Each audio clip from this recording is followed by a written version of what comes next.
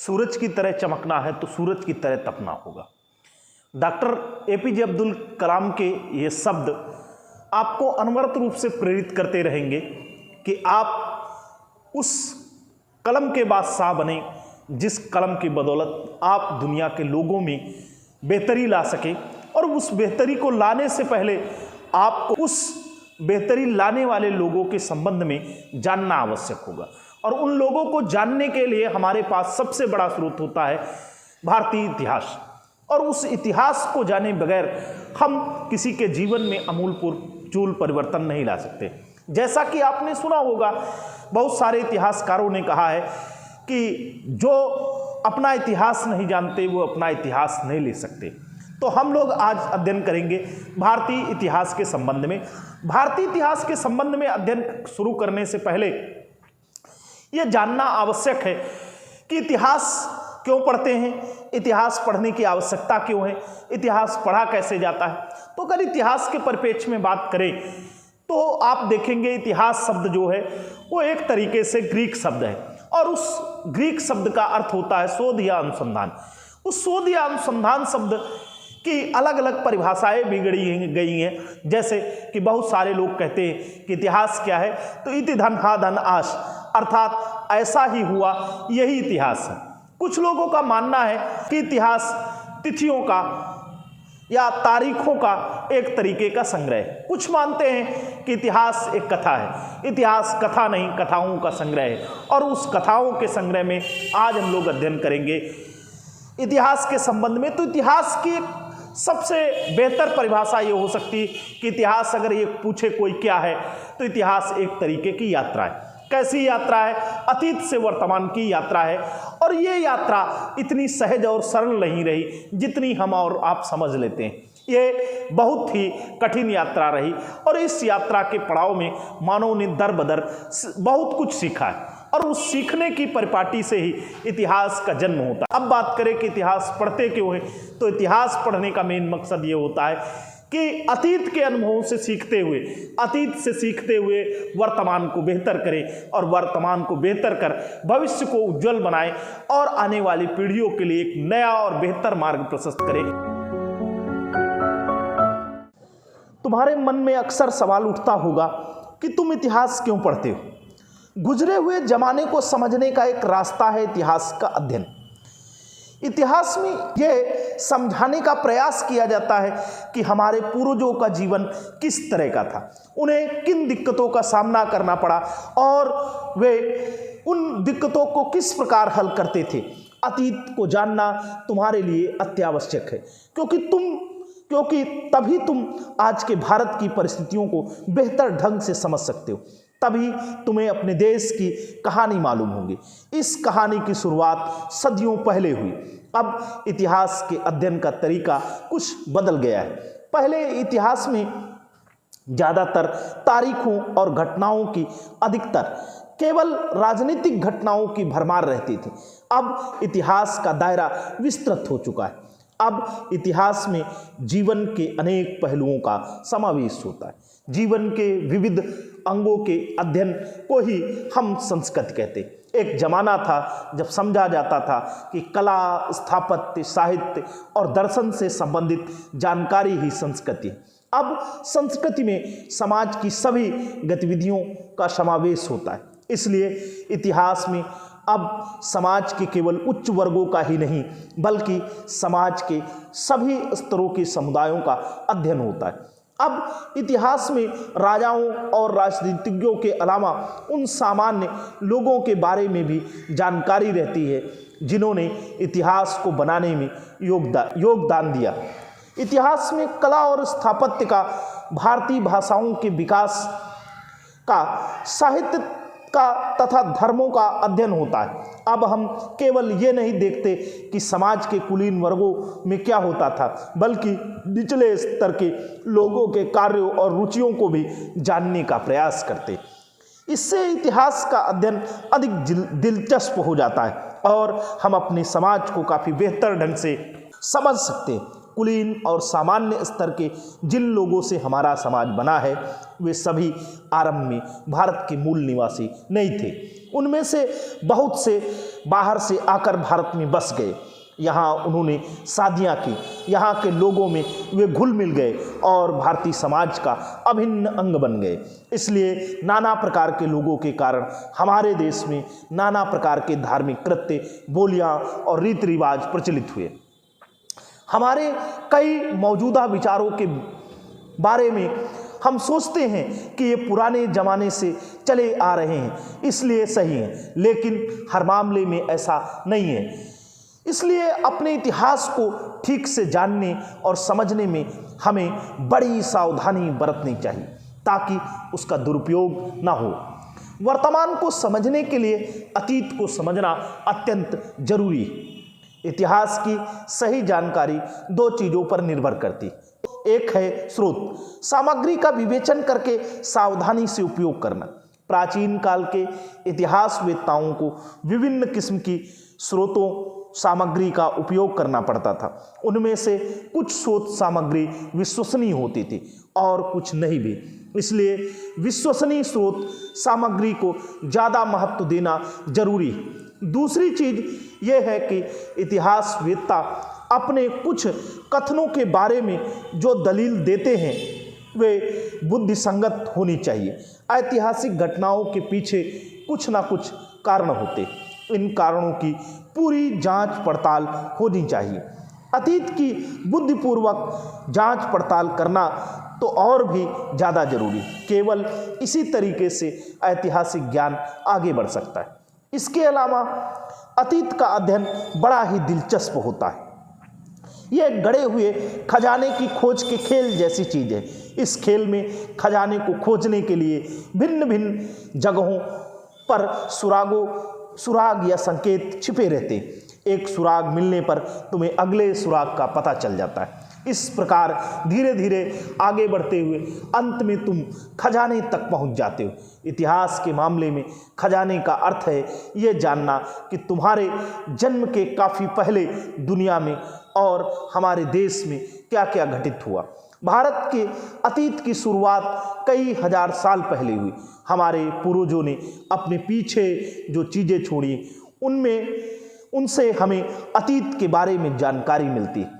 नज़दीक के अतीत के बारे में हमें लिखित और मुद्रित दस्तावेजों से जानकारी मिलती है।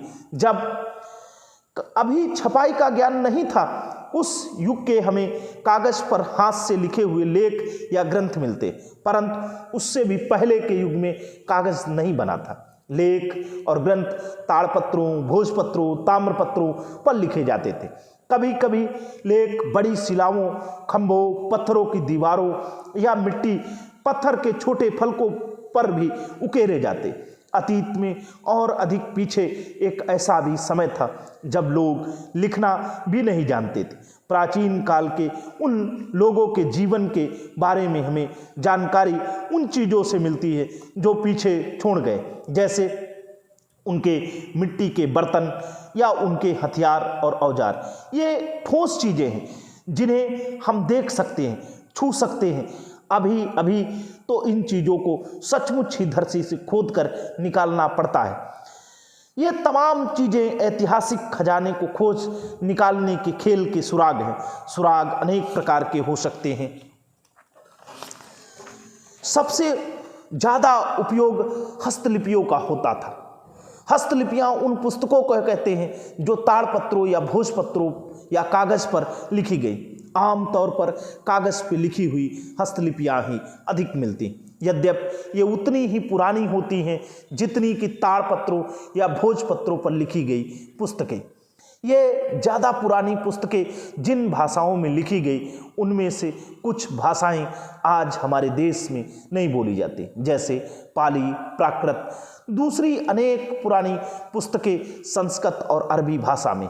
इन भाषाओं का आज भी हम अध्ययन करते हैं और कभी कभी धार्मिक संस्कारों में भी इनका इस्तेमाल करते हैं, पर आज हम इन्हें अपने घरों में नहीं बोलते।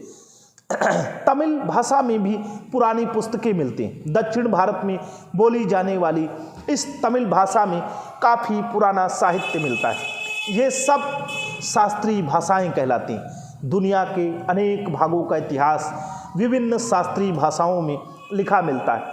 प्राचीन यूरोप में पुस्तकें प्रायः यूनानी, ग्रीक और लैटिन भाषा में लिखी जाती थी। पश्चिम एशिया में पुस्तकें अरबी तथा हिब्रू भाषा में और प्राचीन चीन में शास्त्रीय चीनी भाषा में लिखी जाती थी। भारत की हस्तलिखित पुस्तकें जिन लिपियों में लिखी गई वे हमारी आज की लिपियों से काफ़ी मिलती जुलती हैं। संस्कृत की अधिकतर पुस्तकें देवनागरी लिपि में लिखी गई।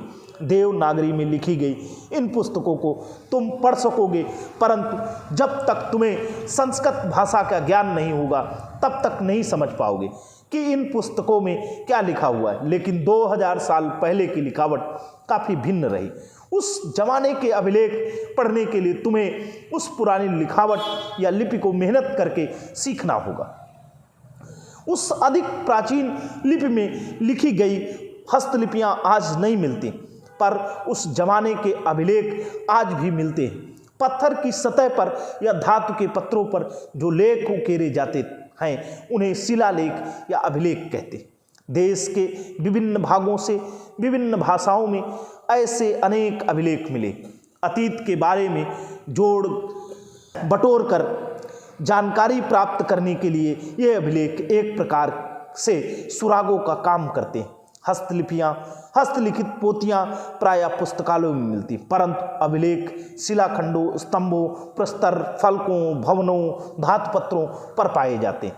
भारत के इतिहास के बारे में अधिकतर जानकारी हमें पुरातत्व विज्ञान द्वारा जुटाए गए सबूतों से मिलती है। प्राचीन काल के अवशेषों के अध्ययन को पुरातत्व विज्ञान कहते हैं। इन अवशेषों में स्मारक, भवन, सिक्के, मिट्टी के बर्तन, पत्थर तथा धातु के औजार, प्रतिमाएं, मूर्तियां तथा अन्य अनेक किस्म की चीजें होती जिनका सदियों पहले के लोग अपने दैनंदिन जीवन में उपयोग करते थे। कुछ अति प्राचीन नगर और गांव या तो उजड़ गए या नष्ट हो गए और उनके मकान धरती के भीतर समा गए। उनका उत्खनन करना पड़ता है, यानी उन्हें धरती के भीतर से खोदकर निकाला जाता है। परंतु कुछ प्राचीन भवन आज भी खड़े हैं, जैसे मंदिर। उनका उत्खनन करने की जरूरत नहीं। पुरातत्व विज्ञान की सामग्री से हमें जानकारी मिली कि हजारों साल पहले के भारत के स्त्री पुरुष का जीवन किस प्रकार का रहा। उसे हम आदिम अवस्था वाला जीवन कहते हैं, क्योंकि लोग अपनी जीविका के लिए ज़्यादातर प्रकृति पर निर्भर रहते थे। वे अपना भोजन पकाते थे, ना उनके कपड़े सिले होते थे, ना ही उनके घर होते थे, चूँकि वे अनाज और सब्जियां नहीं उगाते थे। पौधों और पेड़ों से जो मिलता था उसी पर गुजारा करते थे और पशुओं को पालने की बजाय उनका शिकार करते थे। इसलिए उन्हें हम खाद्य संग्राहक कहते। आगे जब धीरे धीरे उन्हें अपने आसपास के पौधों तथा पशुओं के बारे में अधिकाधिक जानकारी मिली और उनके औजारों और काम करने के ढंग में सुधार हुआ, तब उनका जीवन सुविधाजनक बनता गया। अंत में उन्होंने पौधे उगाने और पशु पालने के तरीके खोज निकाले। उस अवस्था वाले मानव को हम खाद्य उत्पादक कहते हैं। तब मानव केवल उन चीज़ों पर निर्भर रह गया था जो प्रकृति से सहज मिल जाती थी, बल्कि उसने आवश्यक वस्तुओं का उत्पादन करना प्रारंभ कर दिया। जीवन में ये एक बहुत बड़ा सुधार था। जल्दी ही इन लोगों के जीवन स्तर में इतनी अधिक सुधार हुए कि वे न केवल बढ़िया झोपड़ियों में रहने लगे, बल्कि उन्हें चिंतन करने, अपने विचारों को लिपिबद्ध करने और अपना रहन सहन सुधारने के लिए पर्याप्त समय मिलने लगा। भारत एक बड़ा उपमहाद्वीप है, परंतु इसके भौगोलिक लक्षण सुस्पष्ट हैं। उत्तरी सीमा पर जो पर्वत हैं वे भारत को पश्चिम तथा मध्य एशिया से अलग करते हैं, परंतु इन पर्वतों में जो अनेक दर्रे हैं वे संपर्क के रास्ते थे और सदियों तक लोग इनसे दोनों ओर आते जाते रहे। ये पहाड़ी दर्रे विचारों के आदान प्रदान के मार्ग भी बने। सिंधु और गंगा के मैदान उपजाऊ क्षेत्र थे, इसलिए अनेक लोग यहाँ बस गए आरंभ में यहाँ घने जंगल थे, धीरे धीरे इन जंगलों को काटा गया, जमीन को कृषि योग्य बनाया गया, तभी जाकर इन मैदानों में कई राज्यों का उदय और विस्तार हुआ। यदि तुम दिल्ली से कलकत्ता तक रेल यात्रा करो तो तुम्हें दूर दूर तक खेत ही खेत नजर आएंगे। आज यकीन करना कठिन है कि किसी समय इस क्षेत्र में घने जंगल रहे। भारतीय प्रायद्वीप एक ऊंचा पठार है, इनमें से अनेक नदियां बहती हैं। आरंभ में नदियों की इन घाटियों में ही आदमी ने अपनी बस्तियां बसाई। भारत के पश्चिमी तथा पूर्वी समुद्र तट के क्षेत्र भी उपजाऊ थे। पूर्वी समुद्र तट का क्षेत्र अधिक उपजाऊ है क्योंकि यहाँ अनेक नदियाँ डेल्टा बनाती हैं। जिन क्षेत्रों में वातावरण अनुकूल होता है वहाँ अधिक बस्तियाँ स्थापित हो जाती हैं।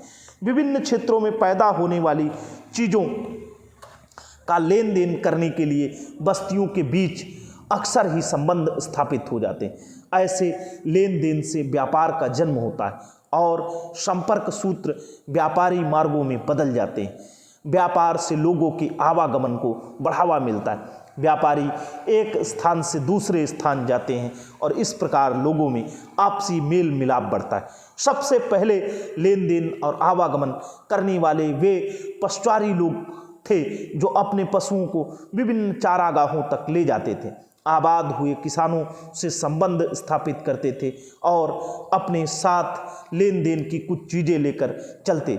जहां ऐसे लेन देन में सफलता मिली वहां धीरे धीरे लेन देन के काम का पूरा जिम्मा व्यापारियों ने ले लिया और तब वाणिज्य व्यवसाय को बढ़ावा मिला। इसलिए पशुपालन, कृषि तथा व्यापार मनुष्य के महत्वपूर्ण कार्य बने और ये इतिहास के विकास में प्रमुख भूमिका अदा करते। कौन लोग कहाँ से आए ये जानने का एक तरीका है उस क्षेत्र की भाषाओं का अध्ययन करना। एक स्थान से दूसरे स्थान पर जा बसने वाले लोग अपने साथ अपनी भाषा भी ले जाते हैं। तब इन लोगों की भाषा का स्थानीय लोगों की भाषा के साथ मिश्रण होता है। भाषाओं के इस मिश्रण से नई भाषा जन्म लेती है। जिन क्षेत्रों के लोगों का दूसरे लोगों के साथ अधिक संपर्क होता है उनका जीवन तेजी से बदलता है। परंतु कुछ ऐसे भी क्षेत्र होते हैं जो दूसरों से कटे हुए या अलग थलग बने रहते हैं। ऐसे क्षेत्रों के लोगों में कम परिवर्तन होता है। भारत के कुछ भागों में ऐसे क्षेत्र हैं जहां अधिक परिवर्तन नहीं हुआ। ऐसे क्षेत्रों में अक्सर जो लोग बसते हैं उन्हें हम आदिम जनजातियां या आदिम संस्कृतियां कहते हैं। भारतीय संस्कृति के अध्ययन के लिए इनका बड़ा महत्व है।